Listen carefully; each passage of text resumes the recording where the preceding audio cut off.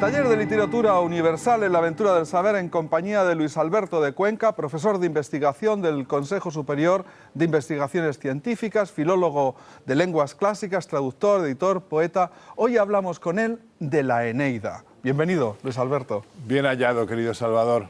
Oye, ¿qué es lo que pasa con Virgilio para que se haya convertido como en el poeta de los poetas prácticamente desde que murió, ¿no? Pues que tuvo la suerte también de que Dante, otro poeta de poetas donde los haya, lo utilizó como guía en su viaje por el infierno. Y yo creo que eso también le ha ayudado muchísimo a Virgilio, al margen de que es un monstruo auténtico. Yo creo que probablemente Virgilio sea, de todos los poetas que han existido, el que tiene una cantidad de textos maravillosos de los que se recuerdan siempre, porque la Eneida es un vivero de citas absolutamente increíbles. Oye, ¿y cómo era él? Quiero decir, ¿qué sabemos de él? Bueno, sabemos cosas de él, porque hay dos tipos de épica. Aquella que fabrican los bardos ignotos anónimos que no conocemos su perfil. Como y otros, Homero. Como Homero, por ejemplo. Y otra épica que se llama Kunstepos en alemán, la épica artística, que consiste en que unos señores en un laboratorio, diríamos, literario, se han puesto a escribir una obra y la han hecho y tienen un perfil humano y biográfico pues conocido. Virgilio nació en Mantua, esa ciudad tan hermosa del centro norte de Italia, pasó luego a Roma, fue amigo de Mecenas, que era el hombre más importante de la época, fue íntimo amigo de Horacio. Horacio llega a llamar a Virgilio animae dimidium meae, que significa en latín la mitad de mi alma, lo llama, o sea que debían de ser muy, muy amigos. Conocemos perfectamente toda su vida, sabemos también, incluso por novelas como La muerte de Virgilio de Hermann Broch, que es una obra extraordinaria, que sabemos que quiso eliminar sus obras antes de morir, lo mismo que Kafka, y lo mismo que Kafka, afortunadamente, pues no las eliminó, porque nos hubiéramos quedado... En este caso fue el emperador, ¿no?, el que no quiso... El emperador no quiso, entre otras cosas, porque la Eneida además estaba escrita a mayor gloria de una gens, de una familia romana, que era la gens Julia. La gens Julia, de donde procedía el emperador Augusto. Y obviamente es una obra de encargo. Lo que pasa es que tiene tanto talento puesto en esa obra de encargo Virgilio, que nos olvidamos que fue escrita porque le dijo el emperador: glorifica a mi familia, y escribe esta obra. Tardó 11 años, ¿no?, en escribirla. Muchos años tardó en escribirla, porque además está perfectamente redondeada, está corregida 1001 veces, los versos que tienen unas características de originalidad bestial.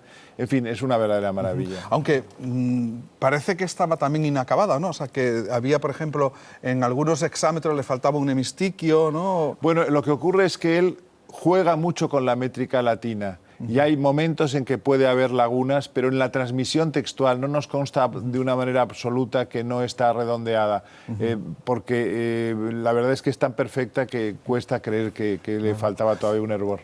Cuando tú te lees un prólogo, un ensayo sobre la Eneida, lo primero que te salta a la vista es que está escrita en hexámetros dactílicos. A ver, hablemos, ¿qué es exactamente eso? Los hexámetros dactílicos son 6 pies, que son larga, breve, breve, larga, breve, breve, así hasta 5, y después la sexta es un espondeo, larga, larga. Pero también hay hexámetros que pueden perfectamente sustituir cada pie dactílico, esa larga, breve, breve, por una larga, larga. Incluso hay algún hexámetro rizando el rizo que se llama holoespondaico, o sea, totalmente en espondeos, larga, larga, larga, larga, y así hasta la última. Por ejemplo, uno de La Tempestad, del canto primero maravilloso, dice: apparent rarinantes ingurgite guasto, son todos holoespondeos.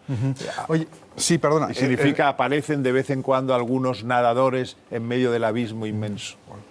Y aparte de eso, quiero decir, la razón por la que está escrito en hexámetros dactílicos es para el ritmo del texto, ¿no? Es que era el metro que se utilizaba desde la antigua Grecia, desde Homero, para la épica. La épica utilizaba el hexámetro. El hexámetro, como se dice en griego, katastíjon, o sea, en serie. Porque hay también una posibilidad de mezclar el hexámetro con el pentámetro en lo que se llama el dístico elegíaco, pero eso se utiliza para otro tipo de poesía. Para la épica es el hexámetro en serie.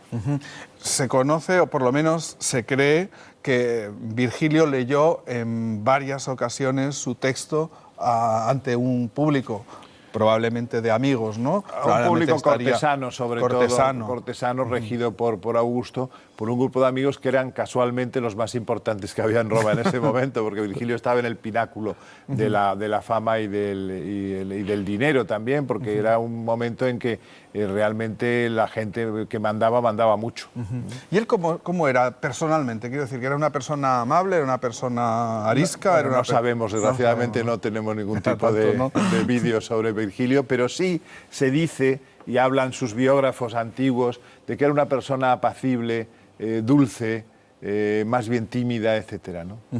¿Tú, cuáles son las características de...? Porque supongo que es la Eneida el lugar donde Virgilio expresa mejor su alma, ¿no? Es decir, el mejor texto que escribió es la Eneida, las bucólicas, las geórgicas, pero la Eneida... La Eneida yo creo que es su obra capital, su obra más importante, la más, como te diría yo, ambiciosa, ¿no? Son 12 libros, 6... diríamos, podrían ser la Odisea virgiliana y 6, que es la Ilíada virgiliana. En el fondo, la Eneida subsume las dos grandes epopeyas homéricas en una. Dedica los 6 primeros libros a estudiar todo la Odisea que tuvo Eneas, un héroe secundario de la guerra de Troya, que tiene que cargar sobre sus hombros a su padre Anquises, que había sido precisamente amante de la diosa Venus, porque Eneas ni más ni menos que es hijo de Venus, que le va a proteger mucho en todo su periplo. Entonces se hace a la mar y va a fundar Alba Longa, va a fundar una serie de ciudades que estarán en la base de la Roma que fundaría luego Rómulo más tarde. De modo que lo que quiere hacer Virgilio en la Eneida es dar un pedigrí a los gobernantes romanos a lo largo de siglos, puesto que la fundación mítica de Roma tiene lugar en 753 a.C. Entonces estamos hablando de 8 siglos que quiere justificar Virgilio con esa paternidad de alguien troyano, porque el que no tenía un antepasado troyano era como no era nadie, ¿no? Por ejemplo, también Geoffrey de Monmouth, al escribir su Historia de los Reyes de Britania, también se inventa a un troyano, en este caso un tal Brutus, que sería el origen de Britania, de modo que todo el mundo se buscaba siempre un ancestro troyano. Oye, ¿y qué significado puede tener el hecho de que reduzca los 2 poemas homéricos justo a la mitad? Es decir, los 24 cantos de cada uno de los poemas lo reduce homéricos a 6 libros. Claro. Bueno, lo que quiere decir es que es un grandísimo lector de Homero, y sin Homero probablemente no hubiera existido Virgilio. Homero tiene esa cuestión popular que le hace que, por ejemplo, tenga mucha muletilla, mucha fórmula épica, etcétera. En cambio, Virgilio es absolutamente artístico todo lo que hace. Es poeta de laboratorio, como decía yo antes, y está siempre pendiente de la metáfora, de sorprender al lector, porque hay hexámetros increíbles. Recito otro. Ibant obscuri sola sub nocte perumbra. Eso está en Niso y Euríalo, 2 compañeros que se adentran en el territorio de los rútulos, 2 troyanos. Los rútulos son los malos de la película en los 6 últimos libros. Y entonces significa en español, iban oscuros sola bajo la única noche o la solitaria noche a través de las sombras. Es una cosa impresionante, es cinematográfico. Totalmente, eso te iba a decir, que cuando Borges tú lees... repetía siempre el Ibant oscuri sola sub nocte perumbras como uno de los exámetros en los que el artificio se superaba a sí mismo. Porque realmente cuando lees la Eneida y haces una lectura meramente informativa, que es la que puede hacer quien no sabe mucho latín o no sabe nada de latín, ¿no? Pero si eliges una buena traducción, y hay algunas buenas en castellano, ¿no? Podemos recomendar la de Gredos, quizá, o la de Alianza. A mí me gusta mucho la de Rafael Fontán, de Alianza, me parece una de las mejores Eneidas que hay, pero hay varias y todas son de fiar. Todas son de fiar. Bueno, pues digo que cuando tú lees eso, lo que te embarga realmente es como si las palabras se convirtieran en imágenes prácticamente cinematográficas, ¿no? Pero fijaos, por ejemplo, en el primer libro hay una imagen para que veamos la modernidad increíble de Virgilio. Se supone, por ejemplo, que los dioses no tenían moral y que podían hacer lo que les diera la gana con los seres humanos. Y sin embargo, Virgilio eso le parece raro, porque ya es una mentalidad precristiana, en cierto modo. Sí. Y de repente dice en un exámetro del libro primero, «Tantaene animis caelestibus irae», dice, ¿es que pueden caber semejantes cóleras en ánimos, en espíritus celestes? ¿Cómo los dioses pueden ser tan perversos? ¿No? Claro. Eso es una cosa increíble. Y eso lo dice Virgilio anunciando ya un cambio de, digamos, de estrategia con respecto a la mitología y a la religión. Bueno, nos quedan solamente 2 minutos, pero me gustaría que recordáramos un poco la historia. Es decir, ¿qué es lo que pasa? Eneas, que es un héroe... Troya es tomada por los aqueos, por los griegos, como queramos llamarlo, etcétera, y entonces los troyanos o son exterminados o tienen que huir. En este caso, huye, con su padre Anquises tomado de los hombros a los hombros. Y, bueno, y su hijo también, ¿no? Y su hijo también, Ascanio, Iulo Ascanio, que se llama de las dos maneras. Entonces se hace a la mar y tiene lugar todo tipo de historias relacionadas con la Odisea de Ulises, o sea, aventuras. Y una de las aventuras más importantes tiene lugar en Cartago, ¿no? Donde se encuentra con la reina Dido, que se enamora de él y que luego se va a suicidar por amor por él.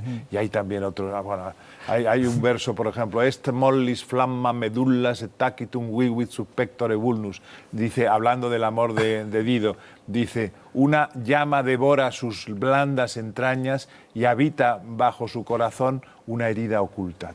¿Cómo se puede decir algo del amor mejor que hay? Entonces, después de pactar con Dido la salida que produce la muerte por amor de Dido en ese momento, se dirige a las costas itálicas, llega allí y tiene que enfrentarse a una serie de tribus vernáculas, tribus de allí, tribus autóctonas, que tiene que ir superando para ir fundando lo que serían los cimientos de lo que después vendría y sería el Imperio Romano. Siempre con Augusto en la mente, porque es una obra de encargo. Claro, pero eso ocurre en la primera mitad. Luego hay... No, la segunda mitad es la llegada a Italia. Claro. A partir del libro las séptimo, luchas, ¿no? Bueno, a todo esto también hay un pasaje importantísimo, que es cuando visita en Cumas a la Sibila y entra en los infiernos, sí, es verdad, donde encuentra precisamente también a su padre. Hay otros exámenes que no quiero repetir aquí, absolutamente maravillosos, que dice algo así como que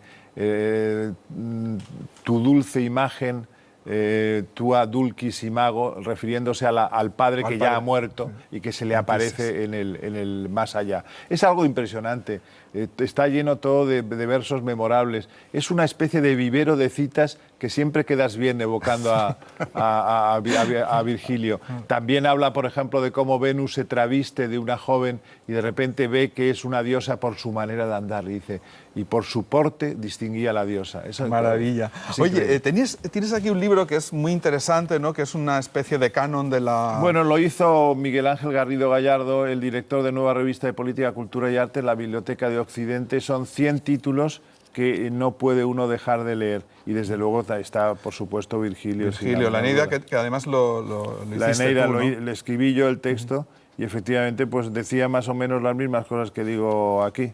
Muy bien, Luis Alberto, como siempre ha sido un verdadero placer compartir contigo estos minutos. Nos vemos dentro de 15 días. Con Virgilio el placer está asegurado, querido Salva. Sí, y dentro de 15 días hablamos de los nivelungos, ¿no? Decías que... ¿Qué te parece? Yo creo que es una maravilla los nivelungos. Porque aunque sea el poema del siglo XIII, en el fondo está contando historias que fueron del siglo V, VI, de la época de las invasiones. Muy bien, pues así quedamos. Gracias. Un abrazo.